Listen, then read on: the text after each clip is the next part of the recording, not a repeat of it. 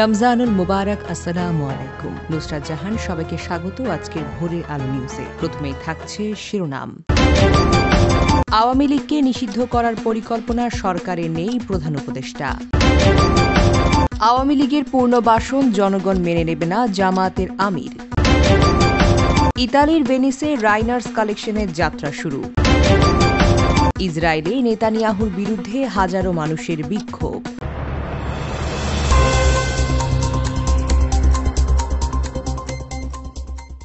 আওয়ামী লীগকে নিষিদ্ধ করার পরিকল্পনা সরকারের নেই, প্রধান উপদেষ্টা।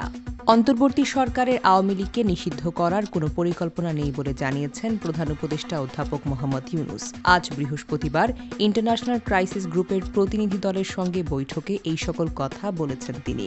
রাষ্ট্রীয় অতিথি ভবন যমুনায় ড কমফোর্ট ইরোর নেতৃত্বাধীন এই প্রতিনিধি দলের সঙ্গে বৈঠকে অধ্যাপক ইউনূস বলেছেন, অন্তর্বর্তী সরকার নির্ধারিত সময়ের মধ্যে নির্বাচন অনুষ্ঠানের জন্য প্রতিশ্রুতিবদ্ধ এবং কোনো দাবির কারণে ভোট পিছিয়ে দেওয়া হবে না। প্রধান উপদেষ্টা বলেছেন, সরকার নির্বাচনের জন্য দুটি সম্ভাব্য সময়সীমা নির্ধারণ করেছে এবং নির্ধারিত তারিখ পরিবর্তন করা হবে না। এই বিষয়ে ব্যাখ্যা করে তিনি বলেন, যদি রাজনৈতিক দলগুলো নির্বাচনের আগে সীমিত সংখ্যক সংস্কার চায় তাহলে নির্বাচন এই বছরের ডিসেম্বরে অনুষ্ঠিত হবে, আর যদি বৃহস্পতিবার সংস্কার প্রক্রিয়ার প্রয়োজন হয় তাহলে আগামী বছরের জুনের মধ্যে নির্বাচন অনুষ্ঠিত হবে। তিনি আরও বলেন, নির্বাচনের তারিখ পরিবর্তনের কোনো কারণ নেই। পাশাপাশি তিনি জোর দিয়ে বলেন, আসন্ন নির্বাচন অবাধ ও সুষ্ঠু হবে। আওয়ামী লীগের পুনর্বাসন জনগণ মেনে নেবে না, জামায়াতের আমির। আওয়ামী লীগের পুনর্বাসন জনগণ মেনে নেবে না বলে মন্তব্য করেছেন বাংলাদেশ জামায়াতে ইসলামের আমির শফিকুর রহমান।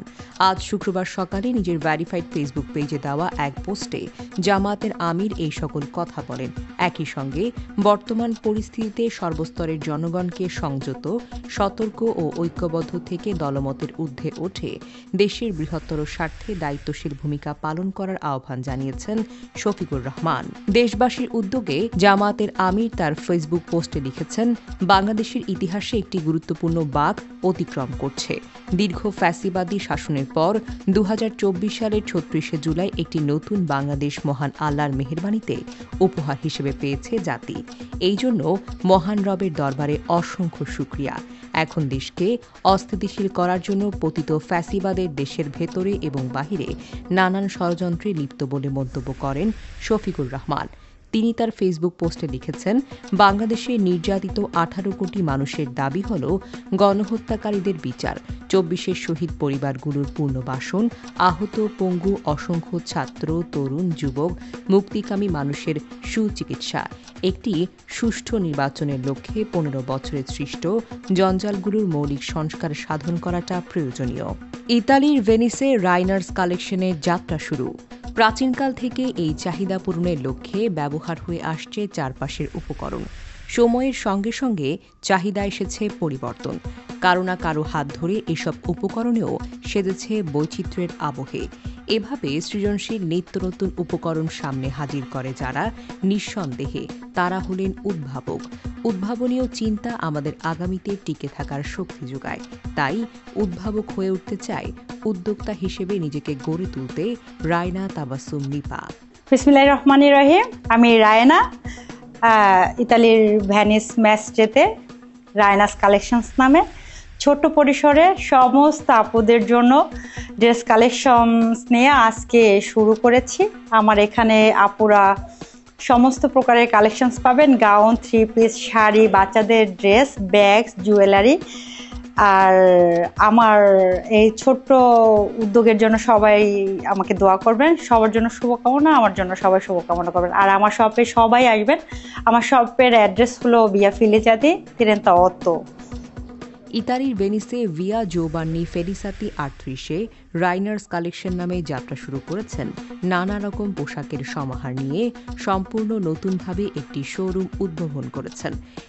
এশিয়ান ট্রেডিশনাল সকল ধরনের প্রসাধনী শাড়ি, 3 পিস, পাকিস্তানি গাউন সহ বিভিন্ন ধরনের ড্রেস, মেয়েদের আকর্ষণীয় ব্যাগ এবং জুয়েলারি আইটেম দিয়ে শোরুমকে সাজিয়ে তুলেছে প্রতিষ্ঠানটির কর্ণধার রায়না বলেন, আমি অত্যন্ত ছোট পরিসরে শুরু করেছি, তবে আমার ইচ্ছে ভবিষ্যতে আরও বড় কিছু করব। ভেনিসে বসবাসরত সকল বাংলাদেশিদের প্রতি আমার আহ্বান থাকবে, আপনারা এই প্রতিষ্ঠান থেকে কেনাকাটা করবেন, আমি আপনাদের সেবায় নিত্য নতুন পোশাকের সহায়তা করব। আনুষ্ঠানিকভাবে ফিতা কেটে উদ্বোধন করা হয়। ক্রেতাগণ বলেন, খুব সুন্দর সুন্দর পোশাক রয়েছে এই শোরুমে। আসসালামু আলাইকুম, আমি আমার বউর জন্য ঈদে ড্রেস কিনেছি। ঈদ মুবারক। এখন আর আমাদের দূরে কোথাও যেতে হবে না, হাতের নাগালেই সুন্দর সুন্দর রকমারি পোশাক পেয়ে যাব আমরা। এই প্রতিষ্ঠানে উত্তরোত্তর সফলতা কামনা করছি। ইসরায়েলি নেতানিয়াহুর বিরুদ্ধে হাজারো মানুষের বিক্ষোভ। গাজা উপত্যকায় নতুন যুদ্ধবিরতির দাবিতে ইসরায়েলের রাস্তায় নেমে হাজার হাজার ইসরায়েলি নাগরিক বিক্ষোভ করেছেন। ইসরায়েলি প্রধানমন্ত্রী বেনিয়ামিন নেতানিয়াহুর নেতৃত্বাধীন ডানপন্থী সরকারের বিরুদ্ধেও বিক্ষোভ করেছেন তারা। বিক্ষোভকারীদের দাবি, নেতানিয়াহু সরকার দেশের গণতন্ত্রকে আঘাত করেছে। বিক্ষোভকে কেন্দ্র করে ইসরায়েলের গুরুত্বপূর্ণ সড়কগুলো বন্ধ হয়ে গিয়েছিল। জেরুজালেম ও তেল আবিব থেকে পুলিশ কমপক্ষে 12 জনকে গ্রেফতার করেছে। আয়োজকরা বলছেন, বিক্ষোভ কর্মসূচি যেভাবে গতি পাচ্ছে তাতে আগামী দিনগুলোতে আরও বেশি বিক্ষোভ হতে পারে। ইসরায়েলের অভ্যন্তরীণ নিরাপত্তা সংস্থার রোনেন বারকে বরখাস্ত করবার জন্য নেতানিয়াহুর প্রচেষ্টাকে কেন্দ্র করে এই বিক্ষোভ শুরু হয়েছিল। তবে গাজার প্রাণঘাতী বিমান হামলা চালিয়ে 2 মাসের যুদ্ধবিরতি লঙ্ঘনের পর নেতানিয়াহুর বিরুদ্ধে বিক্ষোভটি জোরালো হয়ে ওঠে। লাইক এবং সাবস্ক্রাইব করে ভোরের আলো নিউজের সাথেই থাকুন এমন সব নিত্য নতুন জানা অজানা আপডেট পেতে। ধন্যবাদ।